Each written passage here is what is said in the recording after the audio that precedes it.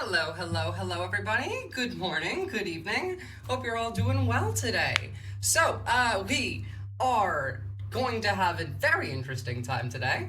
First off, though, I did want to say, the Angry Ginger, I was cackling listening to your bit just when you called out like, oh yeah, Visora will tell you.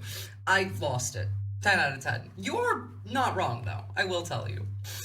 Visora, do you follow America Dissected? Abdul Sayed is running for U.S. Senate in Michigan, and only one tracking public health decision under this administration.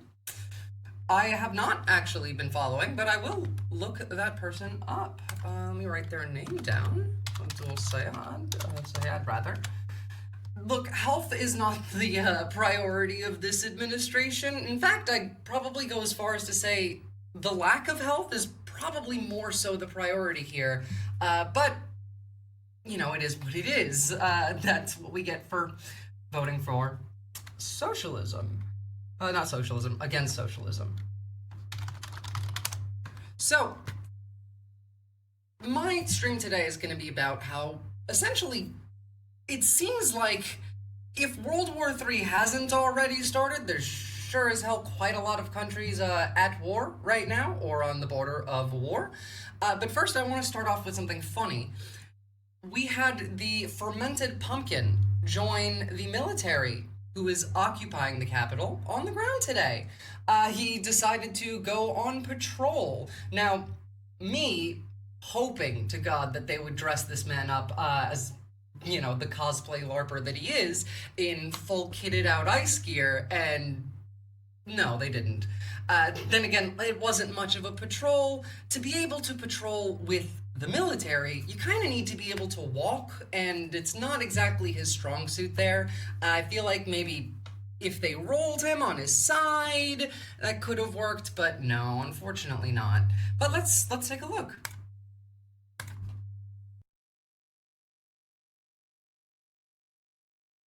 I can't hear. Why can't I hear? Is there any audio? It's all part of the president's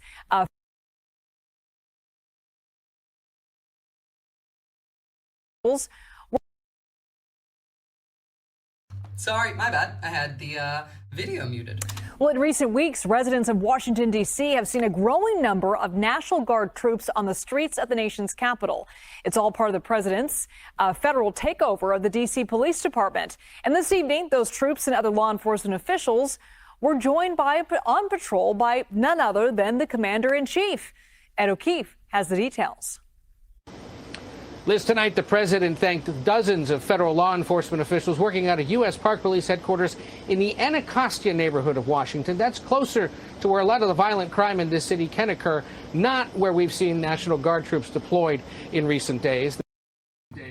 Okay, first off, I am glad that they at least mentioned the fact that, no, they're not going where all the crime is. In fact, they're terrified of going where all the crime is. That would mean they actually have to face crime. Well, I mean, most of the crime is. All of the crime is generally tightly packed into 1600 Pennsylvania Avenue. They didn't have an ICE uniform that would fit him. Almost certainly they did. I've seen the ICE tanks, for example. But you know that he just went out there for the photo op, and then he went home. You could already tell that it is already just a photo op. He went and he shook some hands with some of these fascists and then took some pictures and then went home. He probably didn't even walk home. He got driven home. The president's visit comes as polls show an overwhelming majority of Washingtonians oppose the president's federal takeover of the city's police force. The vice president, for example, was even booed during a visit with Guard troops on Wednesday. Restaurant owners in the city have said that foot traffic is down considerably just in the last week since the federal takeover began, despite the president saying again tonight that people are going out because they're feeling safer. Now, since that takeover began last week, I mean, how unsafe could it possibly be that the 80-year-old soup for brain president of the United States can go on patrol looking for crime? Do you really think that if there was even a chance of danger that they would let him? You guys do understand that the president doesn't just get to do whatever the fuck that they want, right? The president, after they finish being president, can't even open a window in their house, pretty much ever again. You lose all of your right to privacy. Obama can't go and walk around at night by himself without Secret Service. Everything Trump touches turns to copper, which gets stolen by tweakers. I mean, you know what? Good for those tweakers. Maybe he is helping some of the people that actually need help in this country. Not very many of them, but... Federal agents working with D.C. police have arrested at least 630 people and seized at least 86 illegal firearms. And D.C. police can... The seizing of firearms. I thought there was no such thing as illegal firearms, right? I thought the only thing about guns that were an issue was gun control. I thought the only thing that could stop a bad guy with a gun was a good guy with a gun. They're seizing guns now? Now, also, how do we know that these are illegal guns? Are you guys giving out any data, any information, any crime statistics? Because as far as I can see, it's up to like 78% of people that ICE detains or arrests or kidnaps don't even have any criminal record. Wow, the liberals wanted to take our guns, I thought. Exactly. I mean, if we're being honest, this is liberal fascism. But... From the CBS News, there has not been a homicide in Washington since last Wednesday. Another issue on the president's mind tonight, a big legal victory for him, at least a partial one. An appellate court in New York. Okay, I don't care about that bit. On the subject of, like, they're failing to justify the DC occupation to most people, I mean, yeah, they absolutely are. But beyond that, it's not even just failing to justify it. They're conflicting themselves. They're talking about how there's a crime epidemic, and then in the same press conference that they announced the occupation of the Capitol, Kash Patel, who's the FBI director, goes and says, hey, by the way, violent crime is, like, down massively. It is the lowest it's been in 30 years. And then they go and say the opposite immediately after. Like, 3 times they contradicted themselves in that press conference alone, which is probably why they're trying to change the FBI director now, but this is why they're sending troops to Venezuela? No, the reason they're sending troops and ships to Venezuela, it's both actually, and we're going to talk about that, is because Maduro put a $50 million bounty on Trump for being a pedophile, and also him, like Maduro and Trump don't get along even though they're both dictators, because Trump only likes dictators that are friendly to him, barring Putin. He doesn't count for some fucking reason. But you can see that for, like, example for, like, Erdogan. Recep Tayyip Erdogan, the dictator of Turkey, who's been in power for, like, 2 decades, is far more successful than Trump ever has been at anything, but they absolutely despise each other. Part of that is because they're essentially the same person, but the other part of that is Turkey doesn't bend the knee. And Trump's whole thing is bend the knee. He wants loyalty. He wants people to like him. He doesn't like conflict. But on the subject we're continuing on, it really was just a photo op. That's it. Mind you, it's kind of disgusting to me to see soldiers being used like this, even though almost all of them do not want to be here. They're all frustrated, they're all grumpy, they're all mad, they are embarrassed, and, you know, good for them. I'm glad that they are. I prefer that than the alternative. But, I mean, like, people are mad. Very rightfully so. And who are they going to take it out on? They're going to take it out on the military. Am I on mute? No, there's just like an image. It's not a video. But they're mad, and who are they going to take it out on other than the military occupying the Capitol? Nobody. My God. Here's another example. Big old pizza party. That's it. That's it. Just pizza party. Maduro as a dictator plays into the imperialist sentiment in his country, which is why Trump doesn't like him. Partially, yeah. And further than that, it's also just that, like, we're America. We have been cooing South America for a while. We also, today, said that we were going to start doing drone strikes in Mexico, which, I mean, like, let's be clear here, what they're aiming for is regime change. We'll get to that because we're going to talk about all of the different wars that are going on.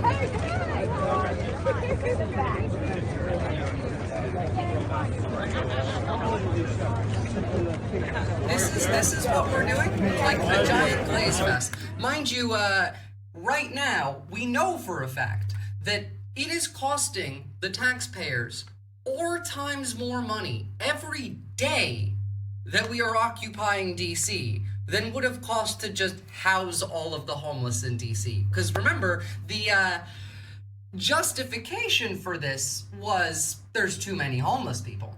Now, personally, again, you could have any amount of critical thought go through your brain and realize, oh, you can just, give them a house. We have more empty houses than we do homeless people in this country, in fact.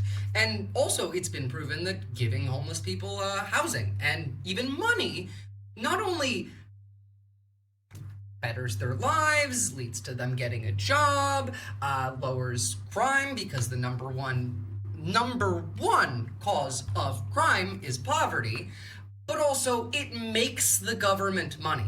It actually profits the state to give money and housing to these people.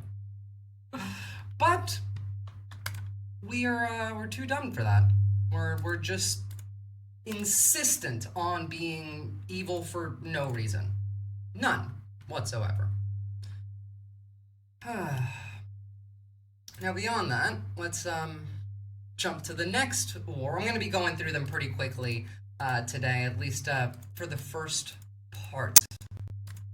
Now, this one's not exactly a war, it's more just like a genocide and a slaughtering, but Israel is at it again. They have called up 60,000 reservists, and they are invading Gaza again. Oh, and they're also bombing Lebanon again, but, why? Because they're demons, and because they actually just really enjoy suffering. The Good Liars have an amazing video they just put up on the DC thing, interviewing people. Yeah, I saw some of that yesterday. I need to really watch that one in full. Who would have thought that improving material conditions fixes crime and improves GDP? Literally everybody with a brain, basically. So, let's see, where's our video? Here it is.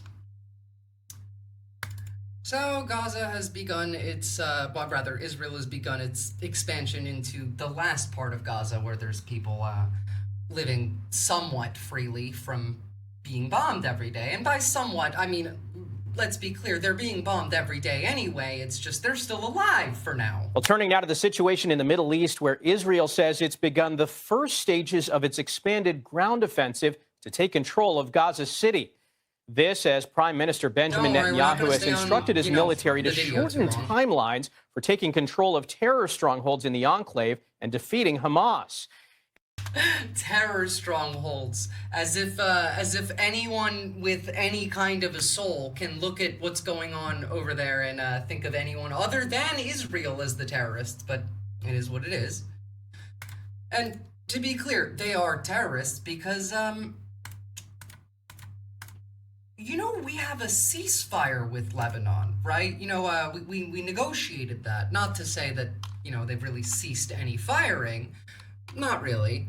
Israel launched new strikes in southern Lebanon on Wednesday evening, hitting the outskirts of Ansar in Nabatea and Al-Hus near Tyre. Local sources reported that at least 4 people wounded. Yeah, we're going after Hezbollah, even though, Syria collapsed because Hezbollah got so weak. They literally had a 12-day war with Iran, and then we bombed Iran. Not, anything that helped with that, anything that we did here that would prevent them from needing to bomb Lebanon again? Well, we did everything that we could do, bar just stopping giving them money to prevent that. It's more just that we don't want to prevent that, and neither do they. And it's not like they're even trying to hide it. Here's Netanyahu saying, oh yeah, no, we were gonna go and, kill everyone in Gaza anyway, even if Hamas just surrendered today. Literally saying these words. Again, is this word appeasement a direct reference to how Europe dealt with Hitler in the 1930s? A small democracy like Israel that was accused by Hitler that it took away land Oh my from God, Jesus the German Christ. minority in the Sudetenland that's part of Czechoslovakia. You have to give it up. You have to give them a state. And if you give them a state or independence, I'll let you go. I won't start a war. Well, okay, the democracies pressed Czechoslovakia to make that concession. They gave that part to, we're not going to repeat that. Israel is millions and millions of people, Here we go. innocent Sorry. people dead. Well, we're not going to. Sky, Australia's Fox. Yeah, mind you, Australia actually acknowledged that Palestine is a state recently, and we're still arresting people for pro-Palestine protests. Meanwhile, the Nazis are having a giant, rally in every major city in Australia on the 31st, even though it's literally illegal to be a Nazi, and even though Australia literally just this week recognized Palestine as a state, and the prime minister is currently being called anti-Semitic and a loser by Netanyahu over here, the fucking Hitler terrorist. We're still somehow arresting people for doing Palestine protests. Make that make sense to me. PB got bullied for dem big ass ears, and now we all have to pay for it. Didn't get bullied enough, in my opinion. Repeat that. Israel is a small democracy, the only democracy in the Middle East that is being assaulted by terrorist organizations and other The fact that proxies you of call Iran. yourself a democracy is also laughable. And by Iran itself, and they openly call for our destruction, and they openly say that you're going to be, you, the West, will be their next target. And what do these countries do? Exactly what the Western countries did. Okay, I can't even bother to listen to that man continue speaking. I'll just read what he wrote instead, because I don't want to sit here and find the bit of the video where he says it. Where does he say? I don't care. There it is. From Asal Rod, fantastic journalist on the subject. Netanyahu, Times of Israel today. Israel will conquer Gaza regardless of whether Hamas accepts a hostage deal. As if any one of us had any doubt that it wasn't going to stop there, but continuing on. Oh, I forgot, just making sure that we can all agree. Revealed, Israel's military's own data indicates a civilian death rate of 83%. 83%. Their own data. Their own data. Also, just running through these quickly, just because there is a lot going on. Here is the torture device that Israel invented called the Palestinian chair. The Palestinian chair that was taught to American torturers at Abu Ghraib during Iraq. Damn, machines are taking volunteer jobs. I mean, true, but just so you could really understand how much they enjoy suffering. There are probably people who have kidney stones older than PB's apartheid state. I mean, true. Probably Joe Biden for one. And on the subject of that red heifer that you were talking about, the Angry Ginger, here is that. They sacrificed this red cow that they got from Texas. Center stage, evangelical Christian and Texas rancher, Byron Stinson, a successful businessman, I guess, sure, whatever, went along with, by the way, Mike Johnson and a lot of other Republican leaders who are very much in favor of the death cult. Remember, this is literally about bringing on the end of times. There is nothing that anyone can say that will make it incorrect to call this a death cult. Anyone who's talking about, the Temple Institute, rebuilding, the third temple or building the third temple, tearing down Al-Aqsa Mosque, all of this specifically is about the end times. And I don't know, generally, if we're talking about someone trying to start the end of the world, then that would be a death cult, wouldn't it? Here is them talking about it. I don't know who the hell these people are. I was just looking for a quick video while we were watching the Angry Gingers stream, but let's hear. Build the third temple. The heifers have been, they sacrificed that red heifer and they kept the, and then they disqualified the other 4, and I found out they kept the ashes from the first one. That's the one. That's what I'm saying. I wanted to ask you about that. How excited are these people for the end of the world? Again, like, you think any of you are, like, first off, I don't believe in any of this shit. I'm an atheist. But do these people think that if, like, what, Jesus comes back, that he's gonna like them?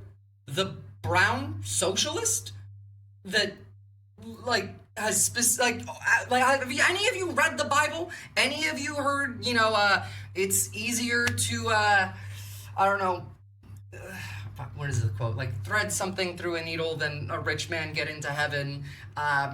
Didn't Jesus specifically, like, talk about gouging people's eyes out for having adulterous, like, views towards women? Jesus literally washed the feet of, like, you know, sex workers, all of that. Like, they're 100% gonna deport Jesus. Correction, they're 100% going to crucify Jesus, the angry ginger. That's what these people want to do. I wanted to ask you about that. Okay, let's shift. Since you went there, when I heard that they had disqualified all the ones, I went, how is this different from ISIS, by the way? Because ISIS also wants to start the same end of the world. It's just from their perspective. Now, again, they're about as Muslim as evangelicals or Christian, or about, you know, Zionist or Jewish. They're not. They're antithetical to their religious beliefs. But, I mean, like, even just one of you read the Bible? By the way, the entire prophecy, this conspiracy about the red heifer and all that, you know that we as America made that shit up, right? We made that up by cherry picking passages out of Revelations. It's also an anti-Semitic like prophecy, because at the end of that prophecy, when Jesus does come back down, he throws the Jews into hell. So now the Zionists have their own version of it. It's pretty much the same thing, except instead of Jesus coming back, they think it's their Messiah, who the Christians think is actually the Antichrist. But that's a Jewish supremacist view of it. It's insane. But here is the Sea of Galilee turning red. Again, I don't believe in this kind of stuff, but it is really, really on the nose that we're getting, like, red seas. They're doing blood sacrifice rituals. They had a swarm of locusts plaguing Israel like a month ago.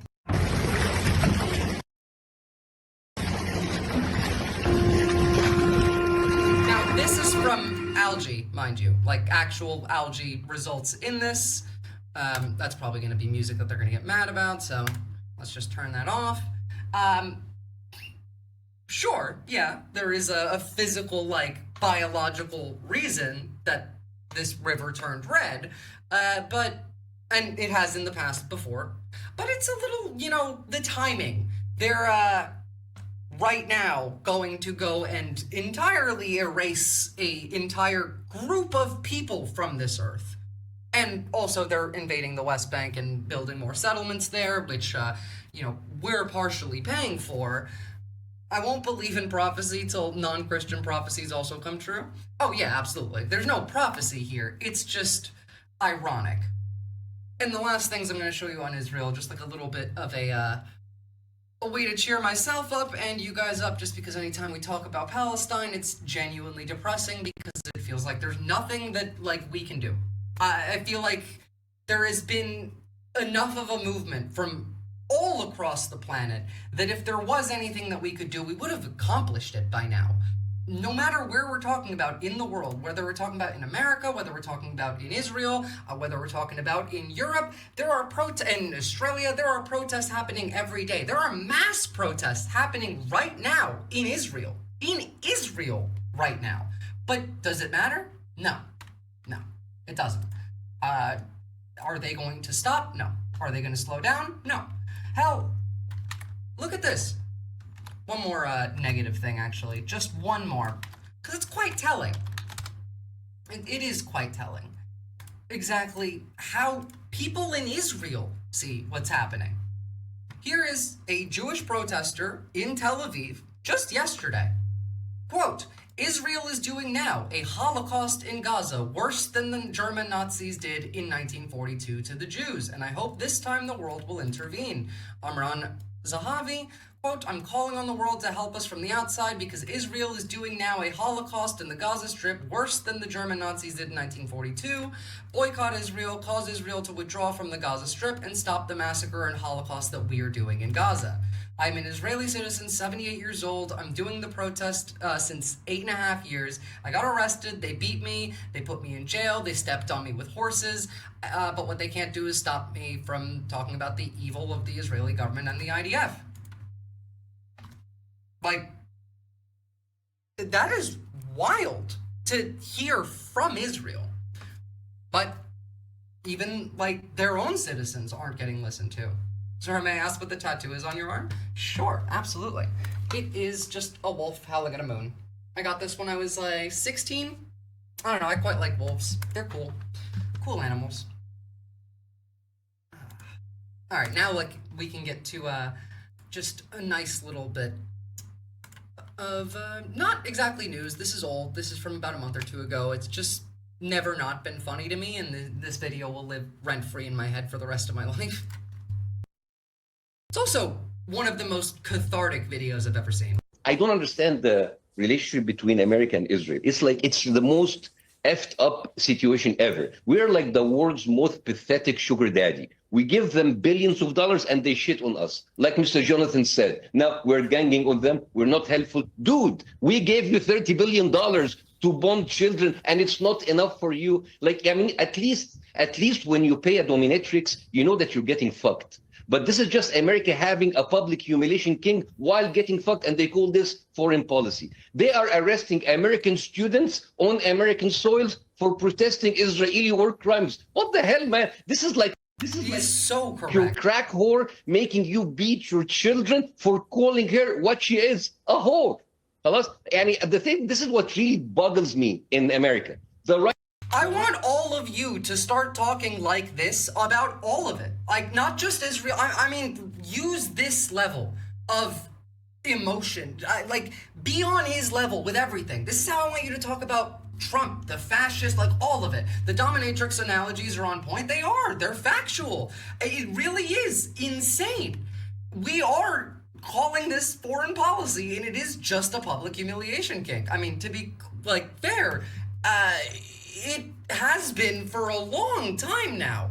It's just insane that this was from like, what, 2 months ago? That was the first time I've heard anyone speak like this about the very obvious, objectively true subject that we all know. It's not like Republicans even really like Israel anymore. Now, their reasons for it are very different than ours. It's because a lot of them are just straight up Nazis, but like, we have no reason for it. Right and the left, they fight each other tooth and nail over gun control, education, minorities' rights, healthcare, DEI. But when it comes to Israel, everybody competes to be Israel's favorite bitch. Republicans hate handouts unless it's for Israel. And Democrats, they love human rights unless it's for the Palestinians. I mean, this is a Delulu state. You guys are Delulu.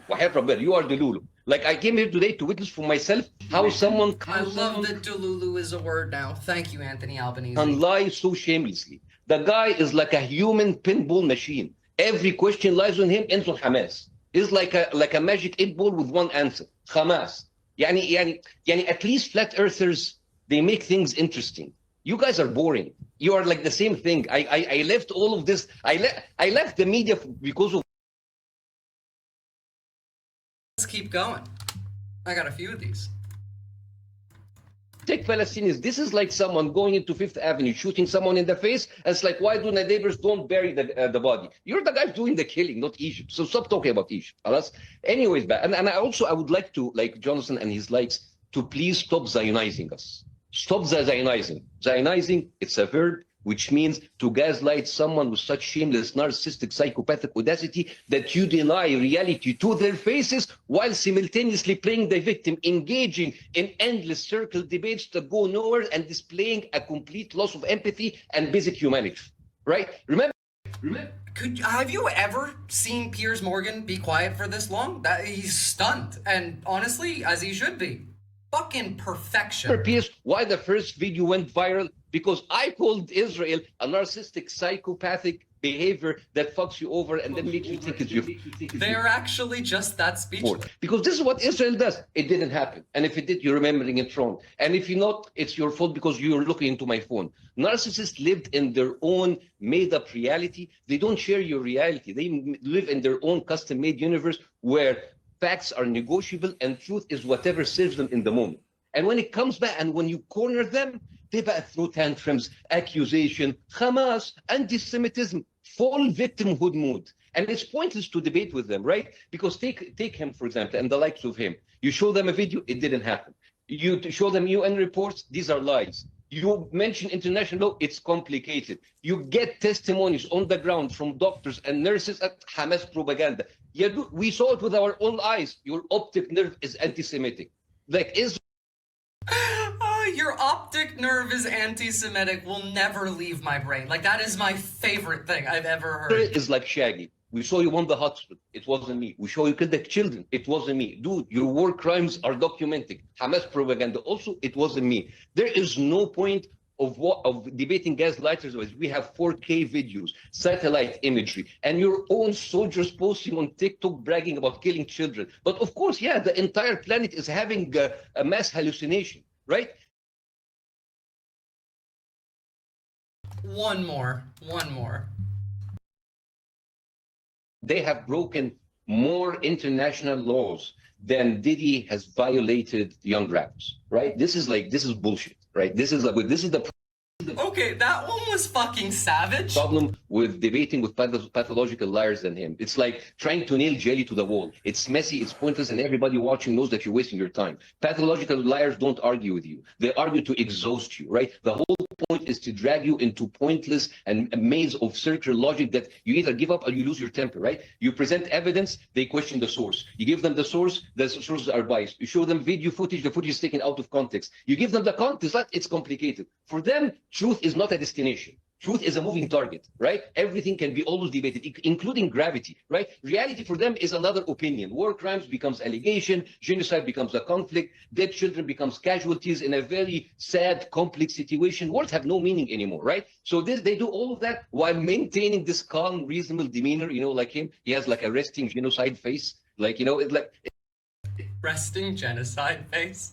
I will aspire to nothing less than this man's energy. It's like crazy, right? They're here to waste time while people die. So you don't debate with pathological liars. You diagnose them, right? So because this is a problem. And I also have been hearing, I just want to ask, do you practice in the mirror this victim voice? Because you just sounded as if the most powerful nuclear power in the region are hiding under the bed like a small puppy. This is Mind you, that is a thing that a lot of people do forget. Israel is a nuclear power. Israel has 90 nuclear weapons. Israel actually has their nuclear doctrine quite different than pretty much any other country that has nuclear weapons. See, generally, a state that has nuclear weapons has a mutually assured destruction policy, where it's if you nuke me, I will nuke you back, and we will all die. Israel's a little bit different. Israel has the Samson option, which is if the Israeli military is ever defeated conventionally in the field, then they will nuke everybody. I'm not kidding. I'm talking everybody from New York and DC and Denver on that list to London, Paris, Berlin, Moscow, Beijing, Tehran, Dubai. They will nuke everybody is what their plan is. That's their actual nuclear policy. Now, that is insane in and of itself, but that doesn't sound sane. Well, I mean, can you even come up with a justification why these people would remotely be sane? Because I can't. I sure as hell can't. Okay, so that's the Israel's war on humanity section. Now I suppose this sounds like Dr. Evil level shit. Well, I mean, I feel like our modern day politics is kind of just Superman versus Marvel villains. And really, Superman's only new because of that new movie that I still have not seen. New York, Paris, London, Munich, everyone's talking about pop music. If only that's all they were talking about. Now, quickly, because I'm not going to spend too much time on the US today, let's jump over to our war on decency, empathy, and, you know, democracy. Let's start with that video I linked before on how we're just doing segregation again now, I guess? Sure? Could we be seeing a return to segregation deep in Arkansas's Ozark Mountains? The New York Times reports on a new housing development that has stringent criteria. You must be white to live there. And its founders feel confident that in the current political climate, they'll win any legal challenges that come their way. One of those Yeah, sorry, the Angry Ginger. I figured I should just show you now so you don't have to spend too much time hoping that it's not real. founders sat down with Sky News to discuss his motivation. How do they determine whiteness? Definitely not based on caucasity, I'll tell you that much, because a lot of those people that think they're Caucasian aren't Caucasian. I'm Caucasian because the Caucasus are a place. Forced to accept people The Missouri people. into our neighborhoods, into our businesses, and into our lives who won't share our background, who won't share many of our cultural priors, even moral priors. So we're taking control of. What morals do you people have? You are the most morally bankrupt. This, like, Christian ISIS is every single one of these people. That dude is, white. I mean, sure. But, is he Caucasian? Of that situation and creating an environment where my kids can celebrate their identity and not have it, you know, threatened from outside. It's also wrong to break Joining down us the now with ice. her reporting, the New York Times' Deborah Kamen. Deborah, thank you so much for joining us. I will link this to you guys just because I don't want to spend too much time watching like the actual videos, just considering the amount of stuff I want to try and get through today. But it's pretty bad. You think this will stop in Arkansas? Because I don't. I don't. The morals necessary to question the age of consent. Well, you know, kind of a lack of morals for that one, but... By the way, this is Hegseth's pastor, again, somehow calls himself a Christian, even though everything this man is about to say is not only anti-Christian, is anti-Christ shit, and also anti-human, but... People that people come out of. So you just think they're meant to have babies? Women are the kind of people that people come out of. So you just think they're meant to have babies? What a disgusting way to put that. Like, they're just people that people come out of. They're just a vessel. No, it doesn't take any talent to simply reproduce biologically. The wife and mother, who is the chief executive of the home, is entrusted with 3 or 4 or 5 eternal souls. I'm here as a working journalist, and I'm a mom of 3. Good for you. Wait, what? Well, this is Hegseth's pastor claiming that women exist specifically to bear children, and also that it's not it doesn't take any talent. Yeah, it also doesn't take any talent to be this guy. It doesn't take any talent to be a pastor. You know what's a talented pastor is one who's not like this in America these days. I want to see this guy give birth. I would pay good money for that one. I would pay good money just to see him have those, what are they called? The fucking electro shits that simulate muscle movements that could, I don't know, like comparatively emulate birthing pains. Not that I know what that feels like. I've never given birth. But I do know that he would cry like a little bitch. Women are the kind of people that people come out of. So you just think they're meant to have babies? That's it. They're just a vessel. No, it doesn't take any talent to simply reproduce biologically. The wife and mother, who is the chief executive of the home, is entrusted with 3 or 4 or 5 eternal souls. I'm here as a working journalist and I'm a mom of 3. Good for you. Is that an issue? No, and no, it's not automatically an issue.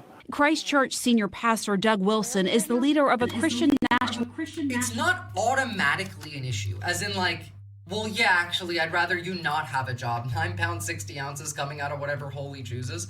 You know what? Based. Movement that believes in a patriarchal society where men are dominant and women are expected to submit to their husbands. Josh and Amy Prince, along with their 4 kids, moved from Washington State to Moscow, Idaho, where Wilson's movement is based. Do you see a... That's also true. That's also true, Jason Shu. If she was not a mother, he would also have a problem with that. Because the problem is not about children. The problem is not about the woman's place in the home. It's just about controlling women. They just hate women overall, broadly. People like him are people that stupid comments come out of. Well, this isn't even stupid. See, I don't consider this stupid. I consider this evil. If he was stupid, he'd believe it. But he doesn't. He doesn't believe any of that. He just wants to control women and also kill minorities. That's his only real belief. Yeah, Moscow, Idaho. We also have, like, you know, lots and lots of weird place names in this country. You know, there are nothing but white people in Moscow, Idaho? Yeah, probably. I want to know where in Idaho that actually is. Just, I'm curious, because we know that part of Idaho is not very, good to live. Was that not where, that Nazi went and shot the fire department a couple weeks ago, rather? Let's see, where is Moscow, Idaho? Oh, wow, it's actually right on the border with, Oregon. Surprising. Not even a little. Me as your equal? Yes and no. In the sense that we're both saved by grace, we're absolutely on equal footing. But we have very different purposes, God-given. But do you see yourself as the head of the household, as the man? He is the head of our household. Yes, and I do submit to him. So like moving. Can Christians keep their kinks out of, like, the public, please? Like, I'm not one to kink shame. You know, you can have whatever kind of fun you want to have. If you want to, like, submit to your partner, go for it. Have fun. Just keep it out of, like, the news. I don't care about your fucking beliefs. I don't care about your BDSM kink lifestyle. Keep it to yourself. No one needs to hear about your religion. No one needs to hear about your kinks. No children want to see it. It's not like anyone's business but your own. That is for the bedroom in your house. That's it. That's it. I have some subs from Kootenai, Idaho, massive white supremacist community. Yep, makes sense. I thought that happened months ago. What a fucking month, firefighter shootings. It might have been last month. It might have been like the month before. I'm not actually sure. But yeah, it's like that's how bad it is. It's the news goes so fast. I can barely tell how long ago something was. Can they at least be consistent in the kink? Like, if you submit, why you be talking now? True! Exactly! In fact, why are you even in front of a camera right now? Shouldn't you go be, like, barefoot and pregnant somewhere? I really hate that, quote, submission is touted as a virtue and its verbiage is clearly about power. Well, they don't believe in virtues, only vices, Rich. That's their form of Christianity. It's just whatever the right wing envisions in their mind when they hear the word Sharia law, but the Christian version of it, and that doesn't really impact them too much, just the people they want it to impact, which does include their wives. But I mean, like, it gets even worse because that's not where it ends. We're already up to the repealing of, like, women's right to vote. That's what they're talking about. Ideal society, we would vote as households. Example. Wilson says in his vision of a Christian society, women as individuals shouldn't be able to vote. His fellow pastors Jared Longshore and Toby Sumter agree. In my ideal society, we would vote as households. And I would ordinarily be the one that would cast the vote, but I would cast the vote having discussed it with my household. But what if there's your wife doesn't want to vote for the same person as you? Right. Well, then that's a great opportunity for a good discussion. There are some. I remember just last year, actually before the election, I did openly say, hey, I said, hey, if they manage to come and win power, they've taken abortion rights away. The next one they're going to come for, if not gay marriage, is going to be women's voting rights. Now, they're doing both, mind you, but everyone's like, no, you're insane. They would never do that, even though it's literally in Project 2025. But that was even after, remember that ad? That ad for... what was it from, like the Lincoln Project? What was you don't have to tell your husband who you're voting for.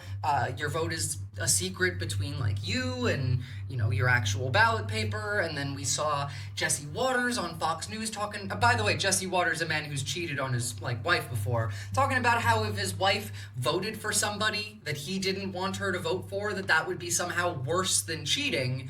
And we saw that conversation play out with people like Matt Walsh, with Charlie Kirk. Of course, they want to take away women's right to vote. They want to take away women's right to travel freely across state lines. That's in Project 2025. If you haven't read Project 2025, you probably should. They're about like, what, a quarter, maybe like 3/4 of the way into like half done? That's coming up. You know, they leave the juicy stuff for last because they had to build up to it. But no, I mean, part of it is still they're going to have checkpoints, militarized checkpoints at every state crossing. And if you're a woman, you won't be able to cross into that other state without a male escort. Like, that's in there. But no one read it. No one did. I mean, I know it's 900 pages. I know it's very long, but people made videos on it. No one watched them. People talked about it. Everyone called them full of shit. And no one read it themselves, even though they put out their evil master plan a whole year before the election, and somehow nobody knows any fucking clue of what actually is included in it. They are 29% according to internals. Not cool, about like a third. I was close. Yeah, there were no secrets. None. Trump literally said, hey, I'm going to be a dictator on the first day. When I come in, I'm going to be a dictator. We're going to do mass deportation. Like, and then you see people shocked. Oh, wow, wait. Hold on. We're deporting everybody, not just criminals. Mind you, we're not deporting anybody because deportations are a legal thing. And we're not doing that, considering none of these people get to go before a judge, a jury of their peers. None of that.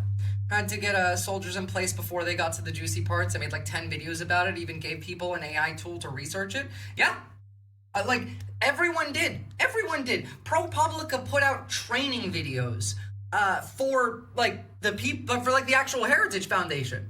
Training videos on people who were working on Project 2025.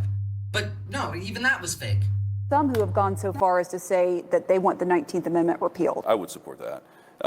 And I'd support it on the basis that the atomization that comes with our current system is not good for humans. And will like the idea that these people give a shit about what's good for humans, talking about repealing the 19th Amendment. Wilson, a veteran himself, is unapologetic about his view that women shouldn't be in certain leadership or combat roles. Look, I'm going to be honest with you. I'm going to be real with all of you.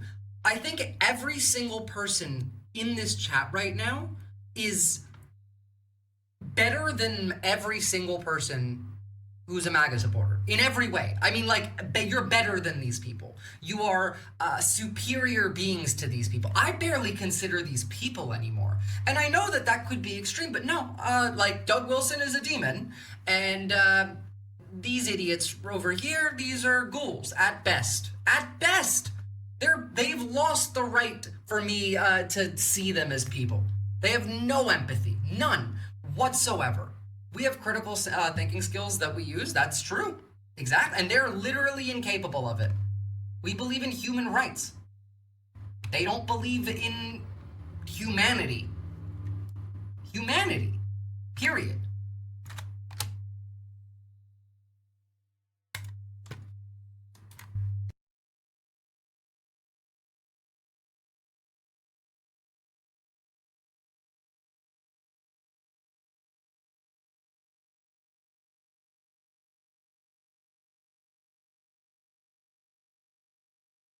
Oopsie, I hit the wrong button. If you don't actually engage with the MAGAs online, on social media, you might not see just how bad they are, just how much they hate you, just how much they want to harm people. So, here's an example of exactly that. The Holocaust, did you ask yourself, how could they let that happen? Open the gates and let the alligators in. They should live stream this. Piranhas would have been better because they probably know how to barbecue alligators. Are they going to make this into a reality TV show? Because that would be awesome. Wish they had a live video of the ones trying to escape into the swamp. Dirt naps would have been cheaper. These are people they're talking about. They're not even talking about undocumented people. Remember, Laura Loomer went out there and gave the full population of, the Latino population in the United States, 55 million. Like, hey, the alligators got 55 million new meals. These are not people to me. These right here, I would be happy if they got fed to the alligators. I would not care, because they're not people. I'm sorry, you're talking about how much you wish they would live stream, make a reality TV show of feeding people to alligators? Get the fuck out of here. I hope you get eaten by them. Wish they had a live video of the ones trying to escape into the swamp. Dirt naps would have been cheaper. Feed them gators. They will all be eaten when the first hurricane comes through, LOL. Fresh meat. The Germans didn't know that the Jews were being rounded up and sent to concentration camps to get gassed. If you woke up one morning and you... They did. It was just not as overt. Like, they knew what they were doing. They just didn't know exactly how bad it was. But, yeah, we don't have that excuse. All of these people know exactly how bad it was.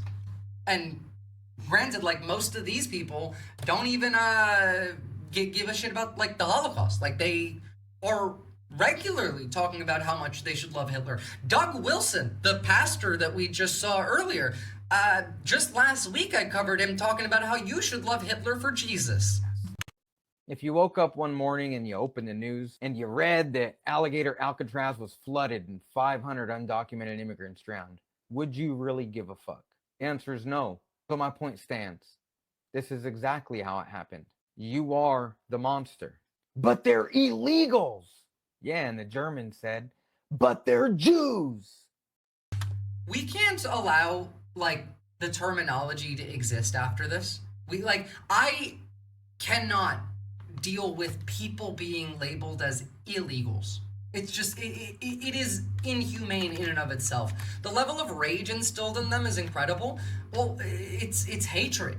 It's not just rage, it's hatred, because their ideology is built off of sexual insecurity and just insecurity in general. All of these people that are, saying that kind of shit, their entire belief system is built on Mexicans and blacks are going to come into this country and fuck my white wife and my white daughter, and that's why women won't come near me. That's actually what they build their belief system on. Not necessarily, consciously. I mean, that's what they're fed. That's the brainwashing that is being directed at them. But a lot of them do. A lot of them know. Fear, hatred, anger, all the stuff that is engaging and continues to be prioritized in social media algorithms, for example. It's not just that, it's collective mob rage that's taught by their parents at a young age. That too, primate rage as well. In fact, more so with conservative men than conservative women, though still conservative women to an extent for their own slightly different reason. But the other part of it is that conservative men are taught to suppress their emotions. So they have nothing but primal rage, because that's the only thing they're technically allowed to feel. But they're queers, but they're gypsies, but they're communists. I made a list at one point, this was months ago, of all of the groups that the Nazis were, going after, and all of the groups that MAGAs are going after. And I think the only difference between the two was Romani's. I think that was it. That was the only one that wasn't on both lists. And, still on our war against decency, humanity, and empathy, I'm sure you've all seen the discourse on slavery making it the rounds. PragerU video with Columbus talking about how slavery is better than death, that they're trying to teach to your children, which it's not, by the way. I'd rather, die on my feet than live on my knees. And then we had Trump going in and complaining about how the Smithsonian is so anti-American. All they talk about is how bad slavery was. Because it was bad. The fact that this conversation even needs to be had is insane to me.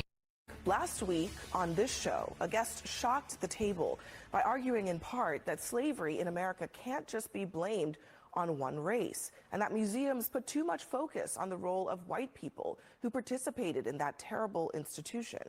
And now tonight, that same argument is being pushed by the President of the United States. Donald Trump says that one of the reasons for his crackdown on Smithsonian museums is, quote, everything discussed is how bad slavery was. You'd think, American history, in a museum about American history would involve how bad slavery was, considering it was really fucking bad. What we try to do on this program is create a platform for discussion and debate that reflects the very real differences that exist in this country. It's what echo chambers in our society fail to do, frankly.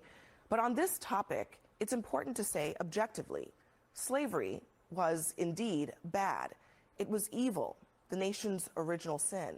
And it is impossible to understand the true history of this country without fully grappling with slavery's impact.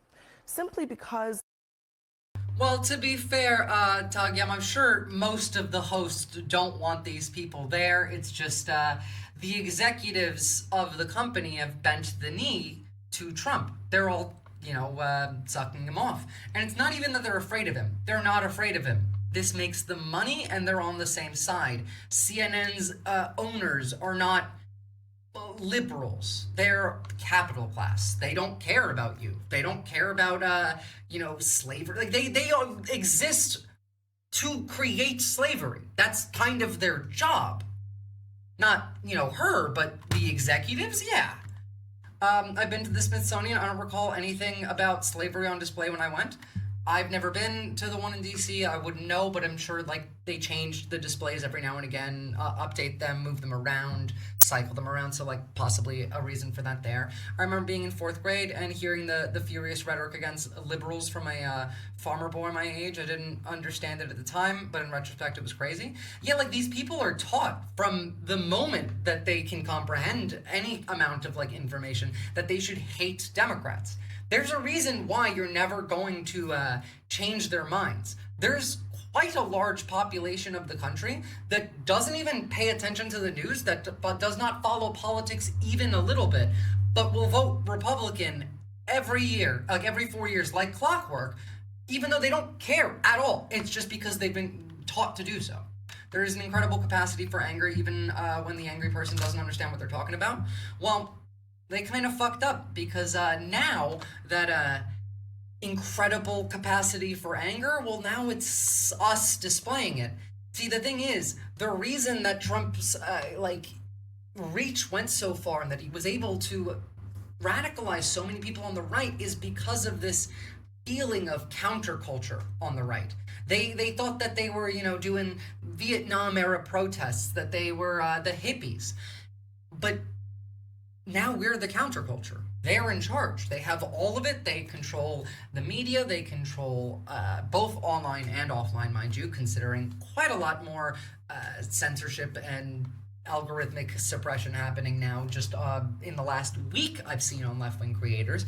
But also, they get to decide the laws. We're talking about going back to literal segregation. We're talking about taking away women's right to vote. We're taking away gay marriage. We are now the counterculture. They are Arasaka. It's my understanding that Jillian Michaels spoke to Trump admin before going on CNN doing this media cycle. Is that the woman who said the thing about slavery? That would make sense because that's her job. Her job is to spread the evil propaganda then. So again, it makes no difference because CNN is complicit. CNN and MSNBC as well have both bent the knee. MSNBC will speak a little bit louder, but even they're genuinely pathetic as a resistance media. of their birthplace and the color of their skin, the bodies and spirits of black men, women, and children were exploited for profit and power. They were forced onto ships, bound by shackles and collars that ripped off their skin. One older man described it as iron entering our souls. Some was literally evil and demonic. I don't think I need to explain to you all why slavery was bad, right? Yeah. Okay. We can continue on. And touch on the war against America. The war against the American people. Now, this was just yesterday, in fact, early this morning, an Army MATV, mine-resistant ambush-protected MRAP, armored vehicle, was involved in a crash with a civilian vehicle on Capitol Hill in Washington, D.C. D.C. police tell me that one driver was transported to a hospital with non-life-threatening injuries. Well, you know, DUI hire Hegseth over there clearly is doing some DUI hiring of his own. So, some details on that. First, district officers responded to the intersection on 8th Street Southeast and North Carolina Avenue Southeast for reports of vehicle crash. Upon arrival, the officers discovered a two-car accident involving a government vehicle. The driver of one vehicle was transported to a local hospital. Conscious and breathing, DC Fire and EMS, treatment for non-life-threatening injuries. Now, I saw an update on this just a little bit ago, and that was, the Army says the National Guardsman who was driving the military vehicle crashed with a car in Capitol Hill yesterday after he was ticketed, or sorry, yesterday was just ticketed, not after. That's all he got. He crashed into a car running a red light, mind you, because that's what he got the ticket for, and sent a civilian to the hospital. Had to be rescued by the jaws of life, and all he got was a ticket for running a red light. That's it. That's it. They can do whatever the fuck they want. I'm honestly shocked they even gave him a ticket. They just probably had to do that because the right would have gotten mad at that point. I mean, it's pretty hard for you to make an argument of this is protecting the community when none of the people doing so, none of the Army, considering they're not National Guard anymore, and I can't stand every time I see mainstream media calling them that. They have been federalized. They are now just the United States Army. But, like, the idea that this is somehow protecting people, that's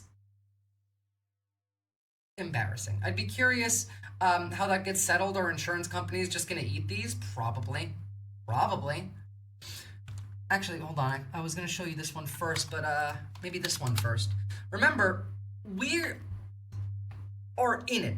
They're shooting, like opening fire with live ammunition at American citizens, by the way.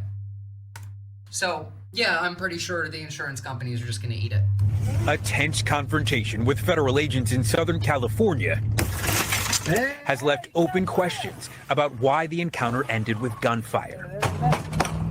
Customs and Border Protection agents say they were conducting a targeted operation before a traffic stop yesterday morning in San Bernardino. Remember, none of them are doing any kind of targeted operation. We've heard ICE officials themselves say, oh yeah, no, the AI just gives us a list. It's like Amazon, but for people. As masked men, including one in a CBP hat, approach the car, an unmarked pickup truck is visible outside. What do you want? The agents ask the driver to open the window. But the driver says he won't open it. Seconds later, the agents shatter the driver's side glass. Hey, you can't do that! The driver hits the gas, followed by 3 loud pops, confirmed by Homeland Security as gunfire. In another angle, slowed down, you can see the agent's hand reaching through the broken window just as the truck speeds off. The video It's insane that we're here. It actually really is. Now, if the feds come to your door and you have the privilege to be able to do this, this is how I recommend dealing with them. It's also incredibly based. The narrator sounds like he's a South Park character. He kind of does, doesn't he? Hey there, Jeremy? Yeah. How are you? Who are you? I'm Agent O'Donnell with the FBI. Can you give your full name, please? I'm Agent O'Donnell with the FBI. Is that sufficient to identify as the only one O'Donnell affiliated with the FBI? In New Hampshire, yes. Could you please state your full name, sir? Could you please stop recording? No. It's First Amendment right. What's your name, sir? Could you please stop recording? Absolutely not. You can show me your name and identification, or I'm going to go back inside my house. Okay. I don't really want to broadcast my. Oh, this is going out right at. Oh, I don't really want to broadcast. Then, quit your job. That would be a way for you to not get broadcast, showing up at American citizens' houses and harassing them for things that aren't illegal. After you guys walk away. So you can show me your name and ID. You can walk away. We just want to talk to you. I'm not going to talk to people who. Yeah, don't open the door and record them and make fun of them. You know, I have a better one. This is much more my speed. This is actually how I recommend you deal with them. Go to your city council meetings, mind you. Go to your police commissioner meetings. This was filmed just this week at the LA Police Commissioners meeting, and it's fantastic. I want more Americans to embody the values of this man right here. Going into an officer as he baton him in his face and split his face open. How about that for self-identifying? And another journalist, Sean Becker Cartmitchell, came over, raised his hand, approached, asked for a PIO, which is required under 409.7. They refused him and then batoned him in the ribs, fracturing his ribs. And then from there, this is while he's wearing his press pass, they detained him for an hour in handcuffs with other journalists. While you guys sat around for the last 2 months refusing to say anything about their abuse of the press, they heard it loud and clear. And they said, we're going to... Damn is right, and nothing less than this is even acceptable. Nothing less than this is acceptable to me. Go out here and do what the fuck we want to do. How dare you? Fuck all of you for that. Now you talk about what's your protocol for identifying press. They are identifying themselves. They are saying it outwardly. They are wearing press passes. But their supervisors on scene are not honoring them. Literally, the actual cops are barely identifying themselves. Hell, the cops identify themselves better than the feds do. Jake Gowdy and Carrie Schreck were detained, two really reputable journalists. They said, well, we can't verify that they're actual journalists. You had a lawyer there on scene identifying them, and they were not accepting them. Nate Gowdy is a guy who has his work on the cover of Time magazine. And then the LAPD had the nerve to go to ABC and say that they were pretending to be press. Now, I gotta tell you something.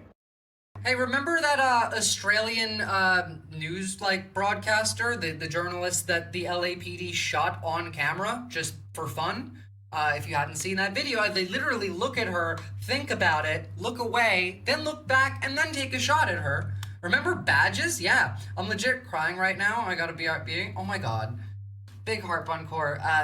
This shit is emotional. It's the death of our fucking country, the death of democracy. This is the, battle that we're in. We are already in the Civil War, mind you. We are in the Civil War right the fuck now, guys. California passed the redistricting thing. Texas passed its. We're talking about arresting politicians constantly. Well, not we, they are. I wish we were much, much more. We're in the Civil War. This is why today's stream is about war, because everyone's at war. We're at war with ourselves and with everyone else. Sadism and policing? I mean, what's new? But it's been very clear what the policy is with self-identifying. Let me read this to you. The department will recognize individuals who self-identify as media representatives and will not require specific credentials. The inability to produce identification does not disqualify you as acting as a member of the press. You know who wrote that? This guy right here, 2020. That's your own fucking words. So once again, fuck all of you. Fantastic. Chef's kiss. I have no notes. None. 0 notes. Perfect. Well done. And also, fantastic that it's his own fucking words that he's going against. Jesus Christ. at this point, like, we need to step it up. Please, now all I can think about is Jeb Bush. We need to step it up, guys. Fight on their level. Hell, albeit it's Newsom and he's a demon, but I'm gonna give him credit for it. Dude's doing a damn good job right now. He's actually like out there making a difference. Now, like, is he full of shit? Yes. The man like grinds homeless people into paste and puts it into his morning breakfast smoothie. But right now, he's making a point. He's making an actual effort to fight back. California is redistricting. They've passed that now. That proposal has gone the ballot and is going to get voted on in the next election. But one thing that I would even go further to say is, like, they're not going anywhere near enough. Why 5? Just kick every Republican out of California. Who gives a shit at this point? Why play by any rules? Why? They're not. Let's just gerrymander all of California to the Dems. Fuck it. Have fun. Hell, we should do that in New York too. We should do that in Virginia. We should do that in Colorado. We should do that in Illinois. We should do that in Minnesota. Like, just kick them off entirely. It's already the Civil War. You guys understand how bad it actually can get, right? Because Trump's talking about redoing the census before 26. Do you know why? Do you know how the census might relate to voting? Well, gerrymandering is not even really necessary if you can rig the census, because districts are based off of their population densities. Schumer wants you to buy his book about how Jewish college kids are anti-Semitic, and Jeffrey's still deciding if he wants to endorse Mamdani. Yeah, literally. Meanwhile, Cuomo is actively working with Trump, but we welcome any action against fascism. Purity testing is not required. We can worry about all of the other issues after fascism is no longer a threat. 100% agreed. True. Like, things are way, way, way too serious for us to be arguing over, what's the correct interpretation of socialism right now. Y'all, we're invading, Venezuela, by the way. We're also going to start doing shit with Mexico. Why? Because we feel like it. Remember, they did say they were going to do all of this. They announced all of this right at the very beginning. In fact, I think a lot of people might forget. Remember when they put out that one image right after Trump won of Greater America, where it was like America has conquered Greenland and Canada and Panama and parts of Mexico. You know they still want to do that, right? Now, are they going to succeed? Probably not, but they still want to do that. It's like we forgot that exists because they didn't do it immediately. But obviously they weren't going to do it immediately. They have to build up to it. They have to first solidify their power. They have to, do the politics game. Trump administration has directed the military to prepare for lethal strikes against cartel targets inside of Mexico. 3 military sources tell us. This is from Ken Klippenstein. Go and drop Ken Klippenstein a follow and a sub, because man does good work. Fucking American hero over here. The top secret planning order issued in late spring directs Northcom to manage attack plans, which are to be ready by mid-September. Now, if you're not aware, we already spoke with Claudia Sheinbaum, the president of Mexico, with this, about this. We offered them help in combating the cartels, and her response was, well, you could help by stopping, the sale of weapons to the cartels, considering they buy 78% of their firearms from the United States. But other than that, no, we would rather sovereignty and control over our own territory. But no, we don't care. Now, this is actually going to tie in quite a bit with what we're doing in Venezuela. Because, actually, I'm going to keep this one open, and we're going to jump to Venezuela real quick, because it will come in handy just in a minute. So, real quick first, we initially deployed 2 Navy's Iwo Jima amphibious ready groups, consisting of the USS Iwo Jima and the USS Fort Lauderdale, the USS San Antonio, which was recently ordered to the Southern Caribbean. And they had to go chill until the hurricane passed, which has now passed. So now they are on their way. They're well on their way. And what's happening while all of this is being built up? Well, things are getting way more complicated because they're not just gonna sit there and wait for us to go fuck with them. We're talking about regime change.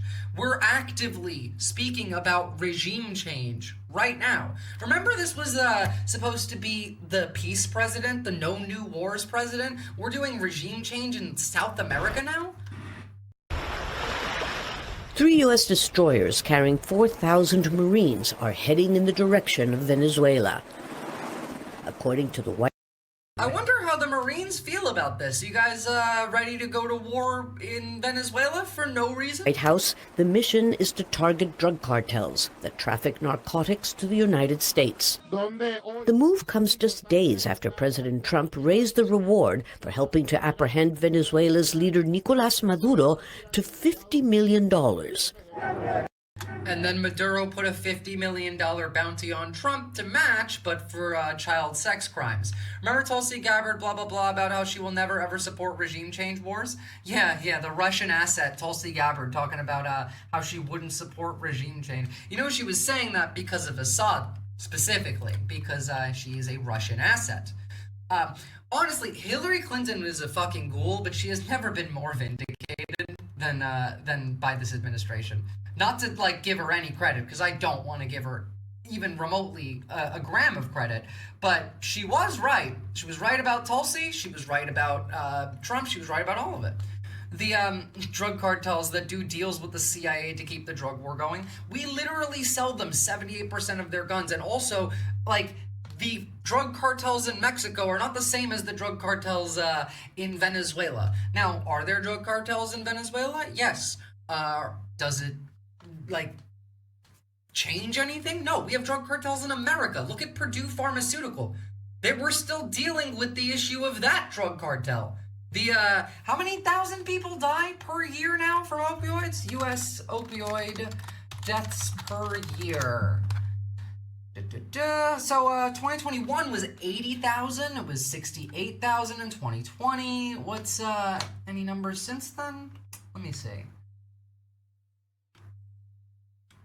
Yeah, about 80,000. They're killing about 80,000 people a year. That drug cartel, that's only one of the American cartels. Do we do anything about that? No, actually, we go out of our way to go fight with other countries so that our cartels could be even stronger. Like pressuring Australia to drop our free public health care for everybody and move closer to an American model. That's the actual core of our drug problem.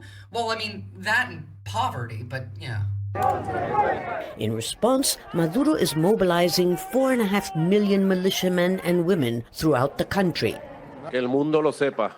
Let the world know, let the empires know that today more than ever, Venezuela can defend itself. That's why Look, we sent 4,000 troops down there, and granted, yes, we sent a nuclear-powered attack submarine, we sent 3 destroyers, 2 amphibious landing groups. They got 4.5 million in militia numbers. That's not bad. Like, they're not gonna win, but they don't really need to win, because Americans are pussies, and we can't, like, cope with taking any losses. If we take even, I don't know, 5% losses, we'll go home. And we're taking losses now before we even started. We had 2 F-18s crash today. we're in peace and will stay in peace.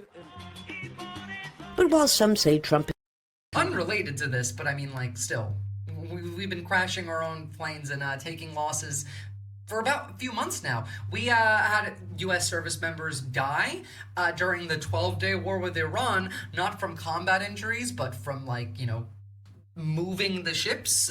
Someone died. We've had, I think, 4, was it F-35s at that point? On the aircraft carrier in the Red Sea, falling to the bottom of the ocean floor. Like, our military's not doing great, so President Grandpa doesn't know when the fuck to stop. I mean, the man is a fermented pumpkin, and he has no thoughts in his head. So what do you expect? just trying to intimidate oil-rich Venezuela's government. Maduro has grounded all drones for 30 days, an indication that he might be expecting an attack from the air rather than sea. President Trump hasn't ruled out anything, says his spokesperson. He's prepared to use every element of American power to stop drugs from flooding into our country and to bring those. God, I wish. Because, you know, there's a really easy way to do that. You just legalize drug use and then create, like, safe use centers. And then you create, like, I don't know, subsidies for rehabilitation and you know, like, detox programs. And then you then can go from there. That would actually probably fix most of the issue in and of itself. The term fermented pumpkin implies the pumping, if puffing up from the gas pressure. Well, I mean, look at his chest. He has that weird, like, chest structure, doesn't he? Trump about to find out that he isn't even in the top 10 of existing dictators or dictator wannabes. He really isn't. I can guarantee you that he is the weakest dictator in the world right now, I think. I can't think of any dictator that's actually still in power that is weaker. Responsible to justice. The Maduro regime is not the legitimate government of Venezuela. It is a narco-terror cartel. In Maduro, it is the view of this. America is a narco-terror cartel. Jesus Christ. Every accusation really is a fucking confession. Administration is not a legitimate president. He is a fugitive head of this cartel who has been indicted in the United States for trafficking drugs into the country. The last time the U.S. government used drug trafficking as a rationale to overthrow a regional government was in 1989 in Panama. In some way. Did someone, like, resurrect Henry Kissinger or something? Is that what happened here? Like, what's going on? I like fermented pumpkin, empty, tasteless, bloated, rancid. That's kind of where my head's at, too. He can't help Maduro. I mean, he can say, look, the threat is real. It's not just propaganda. Here are the Americans. Here are the ships. So let's close ranks behind the government. Shit's wild, y'all. Festering pumpkin, that one works too. So Maduro made a statement just a few hours ago talking about how this is a pretext for intervention or interventionism in Venezuela, and it objectively is, because we're not even trying to hide that. We're openly talking about regime change during press conferences. Rechazamos de manera categórica las órdenes del gobierno de los Estados Unidos de desplegar fuerzas militares bajo pretextos under the orders of the United States government to deploy military forces under false falsos, con la clara intención de clear intention of imposing políticas ilegales, injerencistas y contrarias interventionist policies that are contrary to the constitutional order of the states of Latin America and the Caribbean. This is true. Literally all of them have said no. But think about this, right? If we're talking about regime change for a capitalist dictator in Venezuela, and we're also talking about doing drone strikes and, like, maybe even invading Mexico, who has a literal communist ruler. Do you think we're not also going to try and do regime change in Mexico? Because I can't see us not doing that. Like, I genuinely can't. I could totally see there being a Kissinger zombie somewhere. They beat me to it, yo. Like, if I could just have had the power granted to me to resurrect Kissinger for one day with full necromantic control over his actions, would have been great, you know? The old school CIA would have been helpful here. At least for a hot minute. And to understand, like, where we're at as a society with our military, what's our capability, right? It's not much. It's pretty bad. Good night, Jet. Here is an example of the U.S. Navy's new drone program that we are rushing out because we're expecting conflict with China. It's apparently seeing some issues, you know. It's being delayed, we're having some problems, the drones aren't working well. The U.S. is racing to become the top drone fleet in the world, but a series of software the Navy is expected to use this fleet to combat potential threats from China in the Taiwan Strait. But the internal turmoil within the maritime program has some top security officials concerned. Mark Montgomery is a retired Rear Admiral with the U.S. Navy and joins us live. Admiral, thank you so much for your time today. Oh, sorry, I guess we missed the clip. Usually they start, like, actually talking about whatever subject of the video is halfway through the video. I'm just so used to that. Here is the issue they're having with their autonomous boats. The Pentagon has paused a major contract following tech setbacks. Setbacks reportedly causing Navy drone boats to crash and glitch. The Navy is expected to use this fleet to Navy drone boats following tech. Yeah, that didn't look good. Setbacks reportedly. That's not exactly what a boat's supposed to do. That looks like it's trying to take off like it's a fucking plane. Not going to be a good look if the U.S. gets worked over by South American countries. Military can't take any more L's. We are not going to get any W's. The United States military has not had a W since we started brainwashing the soldiers. Since the 70s, where we really started implementing brainwashing as a tactic, we started doing it to our soldiers, and we haven't won a war since. If we actually properly invaded Venezuela or Mexico, it would just become like a Vietnam. Causing Navy drone boats to crash and glitch. The Navy is expected to use Growing types of setbacks a normal part of technological advancement, or does the Navy have a problem? So, I mean, it's a little bit of all of the above. And what I'd say is China is definitely growing fast in their efforts. There's a lot to be learned from the Ukraine conflict to be brought over into this, into the Navy drone program. But the Navy drone programs existed for much prior to the Ukraine conflict, and it has struggled. The Navy has tried to pursue large unmanned surface vessels, LUSVs, medium and small. And in all areas, they've come up, the programs have come over budget or over time to deliver or both. Mind you, it's not just the budgeting here. We've also cut funding for other weapon systems, for upgrades to our existing artillery systems, our armor, or we are cutting from other parts of the military to spend more money on drones and AI that we haven't managed to get working yet. That's where we're at. AI is so good at tasks, much better than humans, absolutely. Chat, are y'all telling me that conservatism isn't how we get better things? Clearly not. Clearly not. Clearly the woke Reich is actually really bad at everything they try and do. Okay, I'm back. Sorry, clip hit turbo hard. Just didn't expect that this week. Yeah, it's pretty bad, Buncor. I don't blame you at all. It's a legitimate issue here, and the Navy really does need to work hard to get the right type of vessels out as soon as possible. So, Admiral, I'd like to listen. We're going all in on drones because we're learning the wrong lessons from Ukraine. Look at this, by the way. This one is what catches my eye. 120 millimeters wingspan. This is essentially just the hunter-seeker drones from Dune. These will just have a little bit of explosives in them. I've shown this play out in a test demo on a dummy, and it just puts a hole in the person's head. It's just a hunter-seeker drone. We are actually making all of the worst technology that we possibly can. And again, part of that is because the military is run by an alcoholic and a Nazi. Here is Hegseth, Vance, and Goebbels. In fact, I'm actually going to show a clip of this that's other than this one because I want you to hear Goebbels actually speaking. But understand how bad he is at his job. His fucking protection detail can't do their job because there's too many of them. That's how bad the director of national defense, the director of the Defense Department, can't do his job.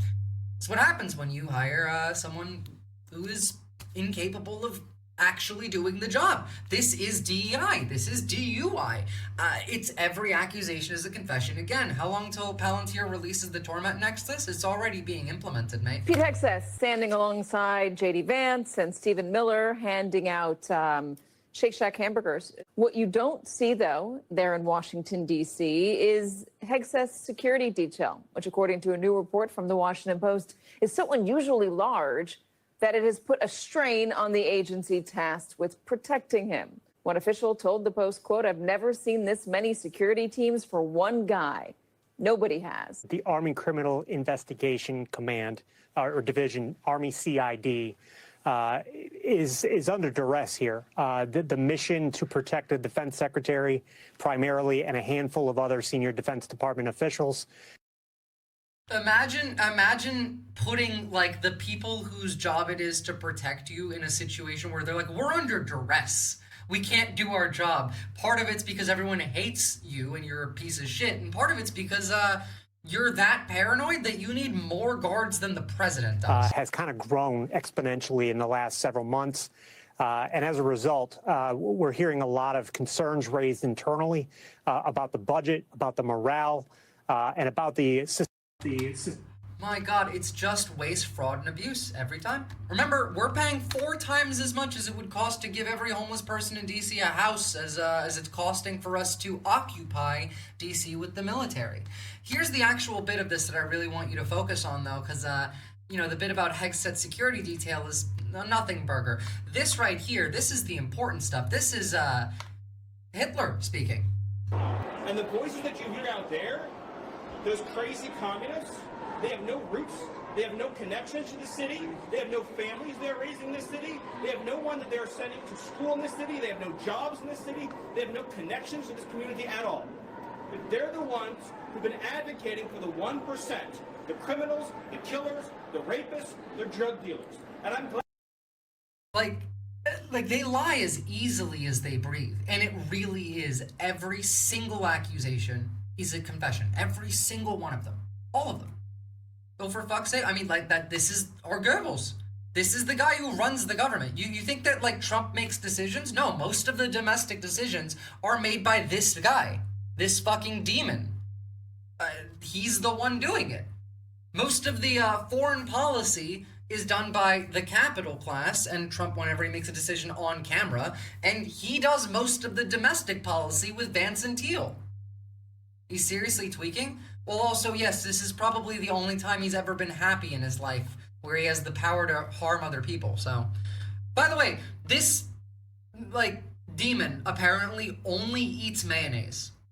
Can we start calling him Twink Goebbels? I like it. Twink Goebbels. Apparently, according to Twink Goebbels' wife, who left him for Elon Musk somehow. Imagine getting cucked by Elon, by the way. But apparently he only eats mayonnaise, and that tracks. Here today. Because me, Pete, and the Vice President are all going to leave here, and inspired by them, we're going to add thousands more resources to this city to get the criminals and the gang members out of here. We're going to Yep, they're sending thousands more soldiers to DC to occupy it. Even though literally all of them are frustrated because they're not doing anything, they're bored. But does it matter? No, it doesn't. Also, he's 39. Jesus Christ, he looks so much older than 39. I thought he was like 50. Crime really does make you age. Alright, that's enough on that. Now, let's talk about... Oh, actually, there was one more thing that I wanted to show you in relation to the US. I almost forgot. And again, it's about just how bad we are at our job. The USS New Orleans, a San Antonio-class amphibious transport dock with the Tripoli Amphibious Ready Group, forward deployed to Japan, has suffered a fire on board off the coast of Okinawa. Yeah, we had to, you know, put up a fire on our fucking military ship just recently as well. Not to say that, like, that doesn't happen, but I feel like when you add that in with things like this, like, all of this starts to add up, you know?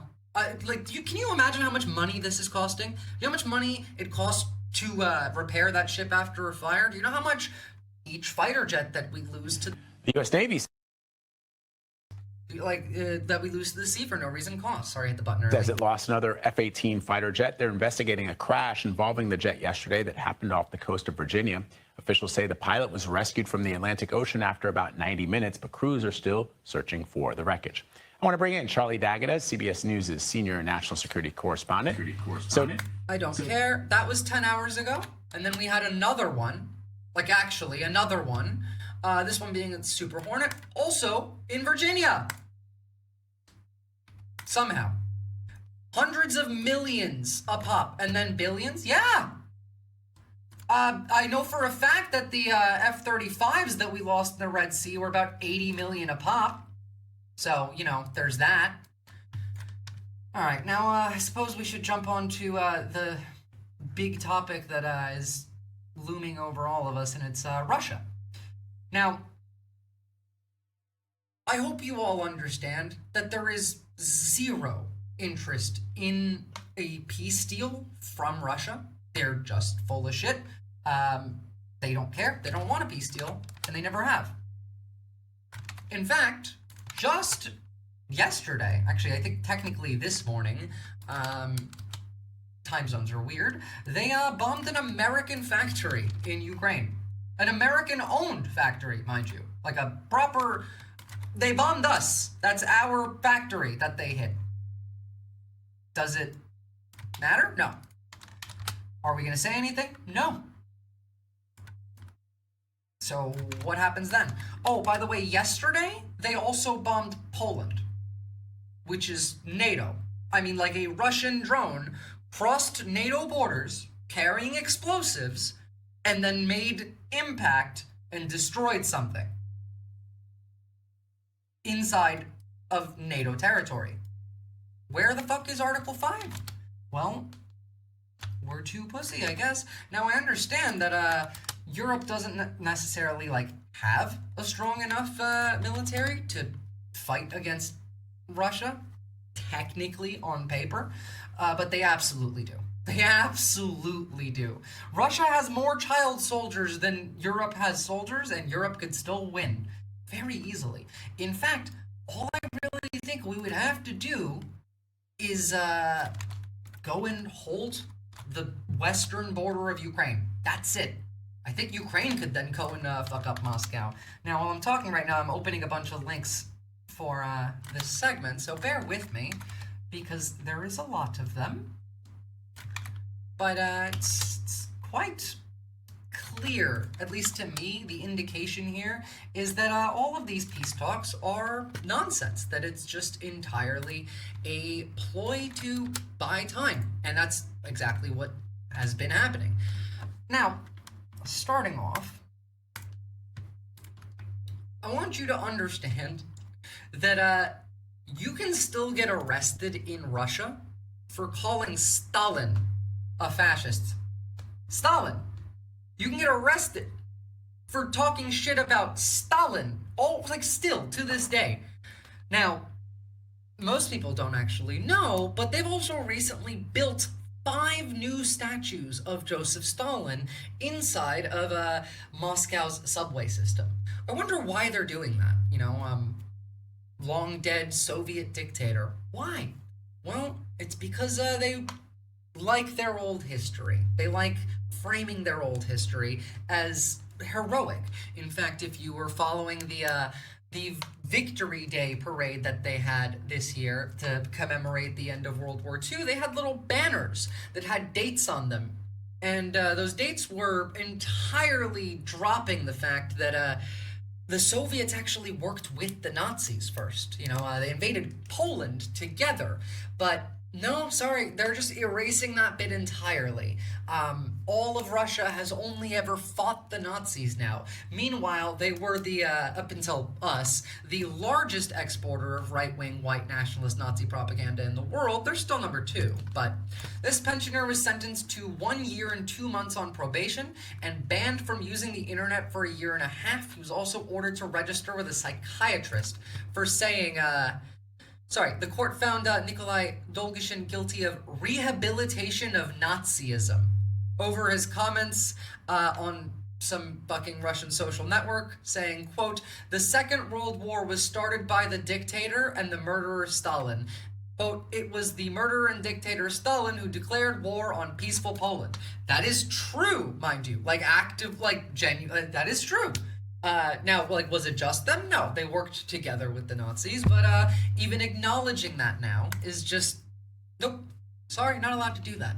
I respect your historical acumen, Visora. I actually don't know anything. I really am a dumbass. It's just, I don't know. I feel like if you're reading the news and you're learning about this stuff, you just kind of pick it up if you have the ability to do critical thinking. I personally can't understand how people can talk about Russia and, like, the Ukraine war in depth and in detail and not pick up these facts, because they're all part of the propaganda that Russia employs. And, you know, even beyond that, I think that it's kind of mind-boggling to me that we don't acknowledge the fact that half of the culture war shit that we talk about in America is just Kremlin talking points. Hell, Trump is banning mail-in voting this week because Russia said so.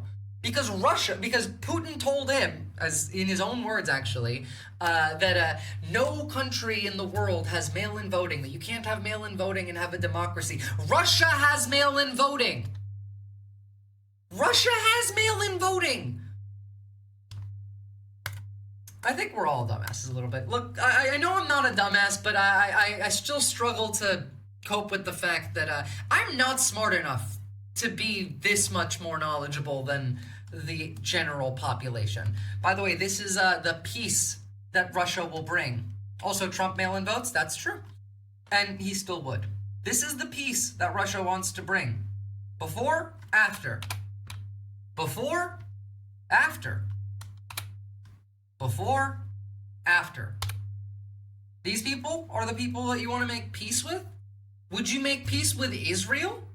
Because, I mean, like, even when Gaza still had buildings that looked like this, I don't think anyone wanted to make peace with Israel. I think everyone was pretty fucking mad. They've been doing this for years. Rubble is not peace. If you, if you just Google, you know what? Let me do it for us. Let me do it for us. Russia says kill all Ukrainians on annexed soil. Here we go. Oh, sorry, that's a Reuters exclusive that is not exclusive. Oh,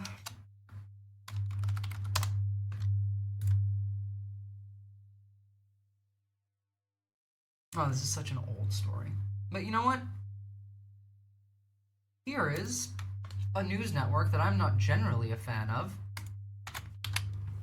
But, I don't know why they would be speaking badly about Putin, because India is part of BRICS. So this is Russia's ally. And I'm pretty sure the Hinduistan Times is state media for India, right? So from Russia's ally, on TV, Putin says he'll literally bomb and destroy all of Ukraine if Zelensky does this, which is literally just like, make peace. You are making this awful news digestible without breaking things. I'm glad. I feel like maybe I'm skipping through these a little bit too quickly. And like I was worrying that maybe like I wasn't really landing the point there, but there really is a lot. We always reference Idiocracy, but I never see people reference Zoolander. I mean, personally, I reference Cyberpunk, but we are in deep, guys. I mean, like, we're in several dystopias at the same time. I was talking a bit about this, like, yesterday. We're in 1984, Cyberpunk 2077, we're in Brave New World, we're in, like, The Handmaid's Tale is coming up. We are just in all of it, in deep. In fact, let me see if I can find this graph that had them. Where are you? Ah, here we go.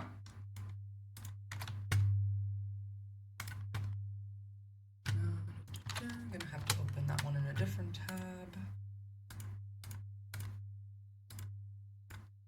We're like 1984, Fahrenheit 451, Lord of the Flies, The Matrix, Animal Farm, Soylent Green, Handmaid's Tale, Brave New World, Clockwork Orange, Fallout will be a bridge too far.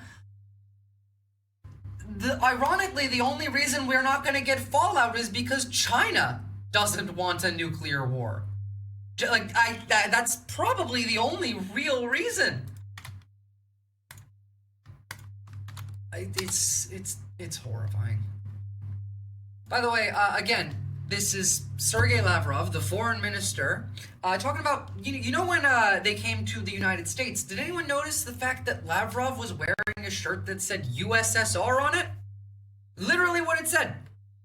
Like on his shirt. USSR. Is there a picture? Сергей Викторович, а вы первый раз на Аляске? It's in Russian, so it says C something, but no, it was a USSR shirt. You're not going to give me subtitles?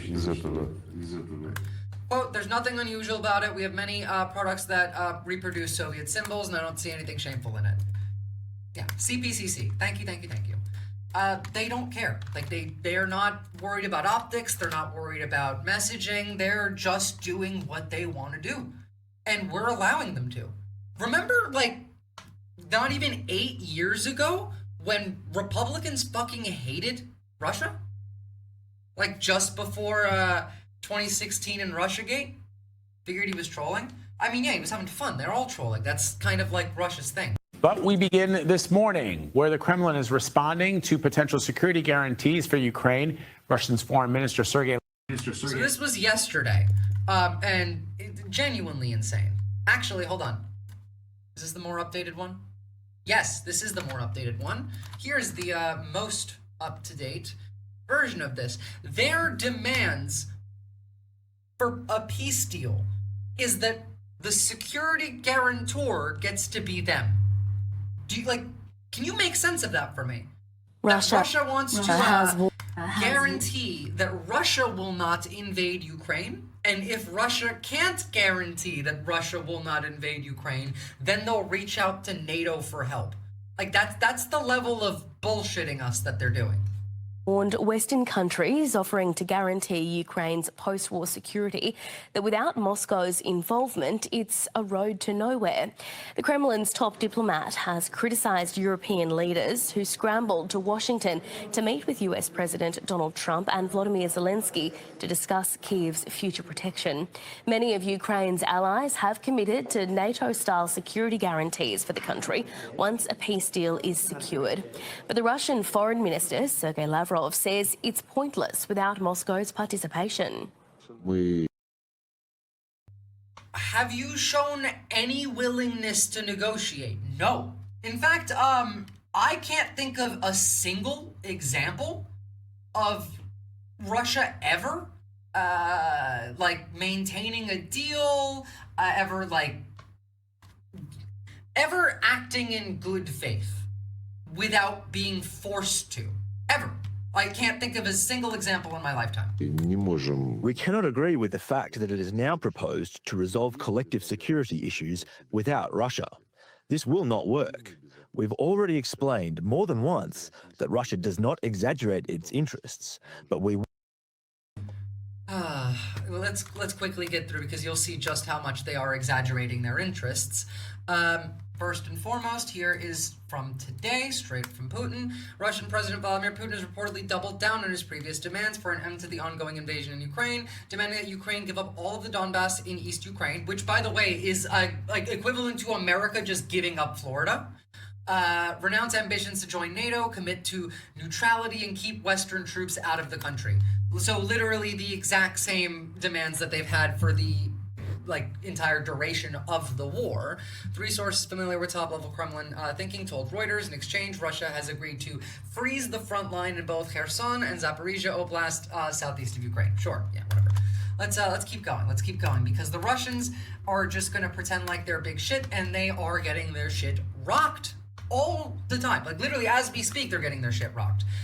So, also, insane demand to have. On Wednesday, Russian Foreign Minister Sergei Lavrov denied claims that any agreement or progress on security guarantees had been made during last week's meeting in Alaska, adding that Russia expects both Beijing and Moscow will have veto powers over any security guarantees provided to Ukraine by Europe and the United States. Why does China get a veto now? Why are we dragging China in? I want you all to understand that in Ukraine right now, we have North Koreans fighting on Russia's side who were deployed by the state, not volunteers. There are Americans, British, foreign volunteers in Ukraine fighting for Ukraine. Those are volunteers. I mean, North Korea deployed troops to Russia. And also we have Chinese volunteers. So why, for example, can a foreign dictator from East Asia send their soldiers in to join the fight, but Poland can't send some forces to go back Ukraine up? That would be a red line. Sent you the independent article on the CCCP jumper. Fucking have been trying to get it in chat for 5 minutes. Oh, thank you. I'll have a look at that just a second. But first, I do want to talk about reciprocity for a second. The Russians need to learn reciprocity. Some of those volunteers aren't so voluntary. That is true. But I mean, like, legally they're labeled as such. So Russia and its backers need to learn one basic concept: reciprocity. They act like it doesn't exist. It's a Russian specialty, demanding rights and privileges they deny to others. I've actually covered a former FSB spy talking about how Russia's main way that they negotiate in foreign policy, especially with the West, is they will demand everything that they could possibly want, even if they have nothing to put forward, because they know that if they keep demanding and keep threatening, that somebody in the West will appease them in some way. You can start with nothing, demand everything, and the West will give you a third of what you wanted to begin with. And you don't actually have to do anything other than whinge and cry about it. We need to stop giving into this. Russia is not going to start nuclear Armageddon. Russia can't afford to maintain its own nuclear weapons. Most of their nukes won't launch if they hit the big red button. It costs a lot of money to maintain nuclear weapons to be usable. Like, a lot of money. And Russia doesn't have a lot of money. Russia has such little money that their central bank recently talked about how they are bankrupt, like their economy is collapsing. The only reason Russia hasn't collapsed already is because they're being propped up by China, by India, by Iran, less so now by India and Iran than they were before, and also less so by China. Russia says no NATO expansion, it threatens security, but Russia can expand just fine. Russia can bomb Ukrainian cities, but no, Ukraine can't hit back in Russian territory. That's terrorism. Russia wants one-way rules. Russia uses North Korean troops and mercenaries, but Ukraine shouldn't use Western troops. Even mercenaries, like, yeah, the Wagner group. I mean, granted, I will never not be thankful for Shoigu, Gerasimov, where is the fucking ammo? The iconic moment from, fuck, what was his name? It's been so long. Oh, God, I love that guy. Hold on, Prigozhin, Yevgeny Prigozhin, who died after he tried to coup Putin. That was funny, but you do realize that is a foreign, like, as a private military contractor. That is like Blackwater going into Ukraine right now. In fact, I don't know why the fuck we didn't send Blackwater into Ukraine when they had fucking Wagner in there, but whatever. And in fact, Wagner still exists in some ways, and, like, not quite. They were mostly folded into the Russian military, but they're fucking around in Africa. In fact, Ukraine has chased them all the way there and killed them in Africa.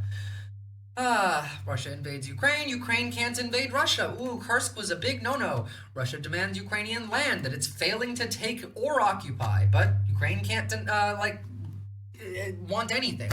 Russia allows neo-Nazi units like the Rusich, but, you know, everyone in Ukraine is a Nazi. Even though, like, Zelensky is Jewish, and the Azov battalion, which had Nazis in it at the beginning of the war, were all sent to go die in Mariupol. And they did. Back base, the man went and sent the Nazis to go die, and they did.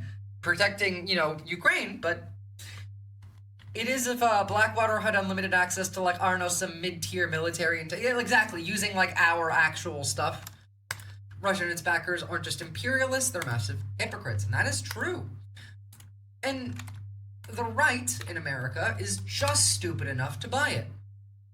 Now, I'm going to leave you with this for just a second because I got to go and pee really quickly, but over the last decade, we've charted I think it will be useful to really just get a view of the kind of shit that these people believe. Now, we don't really need the intro here, but I saw Marjorie Taylor Greene. I want to see... Yeah, there we go. I'll start you guys here. I'll be back in 2 secs. I can still hear, so... By the war to the Russian public. Even the head of the Russian Orthodox Church calls the fighting a holy war and sends Russian soldiers off to battle with a promise of salvation. But the story about a war against Christianity isn't just for Russians. It was designed for export to their Orthodox neighbors, to disillusioned Europeans, and increasingly to Americans who see in it a reflection of their own culture wars and grievances. Republican Representative Marjorie Taylor Greene. This is a war on Christianity. The Ukrainian government is attacking Christians. The Ukrainian government is executing priests. Russia is not doing that. They're not attacking Christianity. As a matter of fact, they seem to be protecting it. Especially within the MAGA movement, Moscow is no longer the old adversary. It's an anti-woke, anti-LGBTQ defender of Western civilization, a spiritual superpower. Here are former Trump campaign strategist. It is actually fucking hysterical that this is what they believe. You guys need to understand something. Russians are not Christian. They lived under forced atheism for decades. They do not have like any religious cultural beliefs that are broadly held. They have Orthodox churches. You know what they're doing in those Orthodox churches? Let's see, do I still have this one? Where is it? Where is it? It's in my index of sources. Where are you? To be indexed. There we are.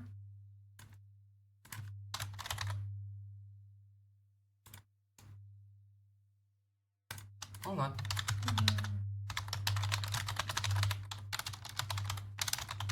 This is what they're doing in churches. God damn it. Why can't I find it? I showed this on stream the other day. They are filming literal gay porn in these churches. And we think that they're somehow like fighting for Christianity. And by the way, they are actually killing Christians as well. Here we go. Found it. This was in Nizhny Novgorod. Open that right up. It's censored, so I can show it. But no, this is what they're doing.